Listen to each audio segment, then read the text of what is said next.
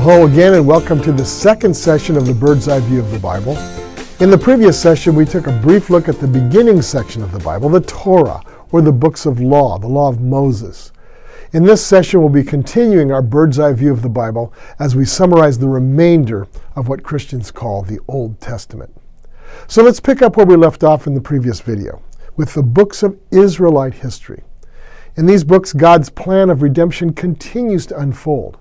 They show how he deals with real people, inviting them to seek him and revealing aspects of himself to them while working in the lives of people and even nations.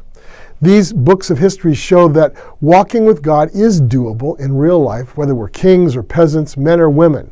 Even Gentiles may know God. For example, Rahab and Ruth, Naaman and Nebuchadnezzar in the Old Testament. 1 Corinthians 10:11 tells us this: these things happened to them, meaning the people of the Old Testament, as examples, and were written down as warnings for us, on whom the fulfillment of the ages has come. Let's move on to the books of poetry and wisdom. Personal relationship with God is encouraged on every level of human experience in the Bible. For example, the book of Psalms is Israel's ancient hymn book. They were originally put to music, the Psalms were, for use in Israel's national worship. And the book of Psalms covers nearly every type of human experience and how God is accessible in any and every situation. The Psalms show us how God meets us at our point of need, for example, in joy or sadness, worship, questioning, worry, anger, etc. Another example, Psalm 100 verse 5 celebrates the goodness of God. It says, "For the Lord is good and his love endures forever. His faithfulness continues through all generations." So that's the book of Psalms. Other books in this section include Ecclesiastes. In this book, God speaks to the great issues of the mind and whether life has any point to it at all. In Proverbs, God gives practical principles for daily living. In the Song of Solomon, God sanctifies marriage and sexuality within marriage.